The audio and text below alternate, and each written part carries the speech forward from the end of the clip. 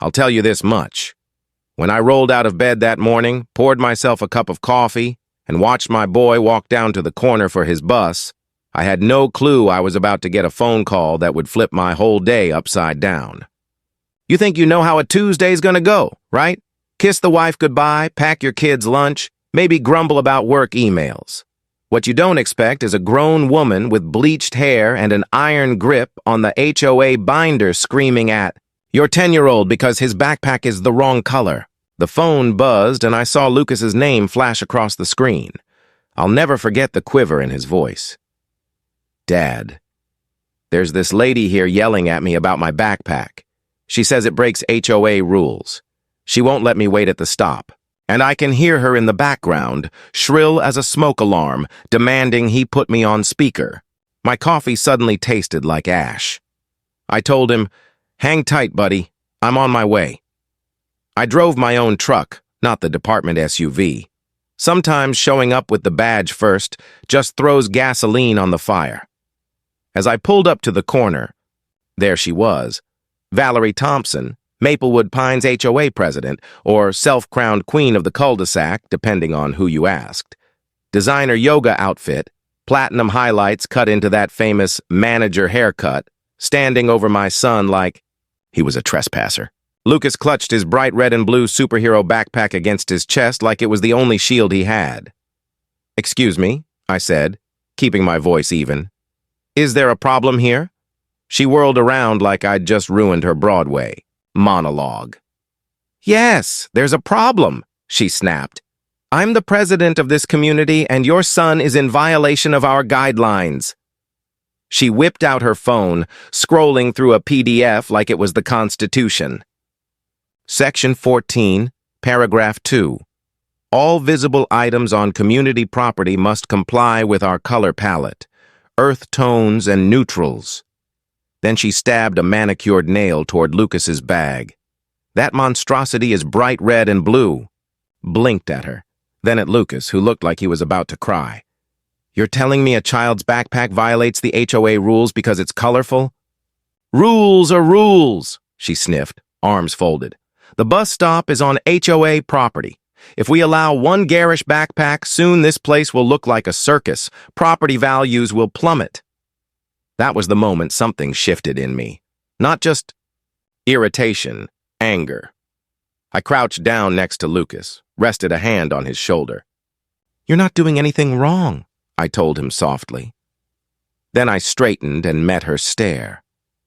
"Ma'am, it seems like a stretch of authority to dictate what color a 10-year-old school supplies are." Her face turned red. "Don't. You lecture me on authority. I've been president for 6 years. I know every bylaw by heart. Your son needs to leave this bus stop immediately, or I'll call security." I actually laughed. I couldn't help it. Security? For a kid's backpack? Lucas looked up at me, confusion mixing with fear. The bus rumbled down the street, brakes squealing as it slowed. Valerie stepped right in front of him, blocking the curb with her body. "He's not getting on that bus from this stop. Not with that eyesore strapped to his back." I felt my patience drain out like sand in an hourglass. "Ms. Thompson," I said evenly, "I'm not only this boy's father, I'm Chief Daniel Harper of the Maplewood Police Department. And right now you're preventing a minor from accessing public school transportation, which, by the way, could be considered obstruction under state law." For half a second, her eyes widened, but then she doubled down, voice wobbling. "Police chief doesn't exempt you from HOA rules," the bus hissed as the doors opened. I guided Lucas gently around her. She grabbed my arm, nails biting into my skin. "We're not done here," she hissed. I peeled her hand off. "Don't put your hands on me again," I told her, quiet but deadly serious. Lucas climbed onto the bus, glanced back nervously. I gave him a nod and the bus pulled away. Valerie pointed a shaking finger at my chest without touching me. "You've just made a powerful enemy. I'm calling an emergency HOA meeting tonight. We'll see how long your family lasts here when you're drowning in fines." I smiled, not kindly. Then at the meeting, I'll look forward to reading the exact bylaw about backpacks, and I'll bring our county code enforcement officer as my guest. They've been wanting to check if our HOA's rules are even compliant with state law. I swear her eye twitched like a short-circuited robot. She spun on her heel and stormed back across the street. That afternoon, I made calls to my family attorney, to neighbors who'd grumbled about her antics before, to Officer Davis at the county inspector's office. And piece by piece, a picture emerged. Valerie had been terrorizing this neighborhood for years. She'd fined a widow for her wind chimes being too whimsical. She'd written up a family because their welcome mat had a sunflower on it instead of being neutral. Everyone hated it, but no one fought back. Until now. By 7 o'clock, the community clubhouse was buzzing. Valerie sat at the front, flanked by her loyal board members, binder stacked high like Holy Scripture. I walked in wearing my full chief's uniform. I don't usually do that for neighborhood meetings, but sometimes you have to remind folks where the real authority begins and ends. The room hushed, eyes flicking between us. Valerie sneered, "Good evening, Chief Harper," drawing out my title like it tasted sour. "I trust you're ready to discuss your son's violation of our aesthetic standards." She launched into a slideshow, and I mean a slideshow. She'd taken a zoomed-in photo of Lucas's backpack that morning, projected it on a giant screen, circled it in red like it was evidence in a murder trial. "This," she announced, "is exactly the kind of eyesore that destroys our community's value." When she finished, smug and expectant, I stood. "Thank you, Ms. Thompson, for your thorough presentation. Before we talk backpacks, I'd like to bring up something more serious." I held up a folder. "This morning, Ms. Thompson physically prevented my son from accessing his school bus." She grabbed his arm. "I have witness statements. She also grabbed me, leaving these marks." I held out my forearm, faint red crescents visible. A murmur rippled through the crowd. "Under state law," I continued, "that constitutes simple assault, especially against a minor. Additionally, preventing a child from boarding his school bus violates education access statutes. And I've reviewed our HOA covenant in detail. There is no mention of regulating personal temporary items like backpacks. None.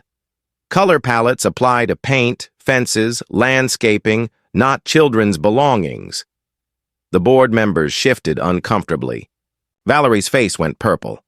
"That's absurd," she screeched. "I was enforcing our rules." I looked her dead in the eye.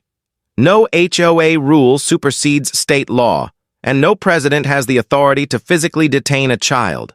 That ends today." Then I gestured to the back of the room.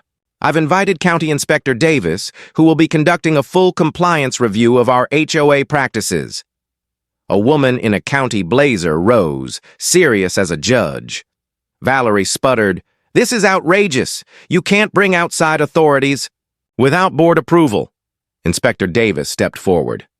"Actually, any resident may request a review, and based on my preliminary look, there are concerning patterns of harassment and selective enforcement here." That's when Valerie snapped. All composure gone, she shrieked, "This is a coup!" And in a move straight out of a bad soap opera, she grabbed her massive binder of HOA regulations and hurled it across the room. I sidestepped easily, but it smacked Inspector Davis square in the shoulder. The room gasped. I moved calmly but firmly toward her. "Ms. Thompson, put your hands behind your back. You're under arrest for assault on a county official." Her jaw dropped. "You can't arrest me. I'm the HOA president." I recited her Miranda rights as I cuffed her, the whole room watching in stunned silence. And then, like something out of a movie, the remaining board members scrambled to call a vote. "Effective immediately," one announced shakily. "Valerie Thompson is removed from her position as president." She wailed as I escorted her out. "You ungrateful people, I preserved your property values. I sacrificed for this neighborhood." We passed the bulletin board where her smiling face had been framed for years. No one moved to take it down, yet. But the power had shifted. Everyone could feel it. The next morning, she stood in front of a courthouse, bailed out, wearing sunglasses and clutching a designer handbag.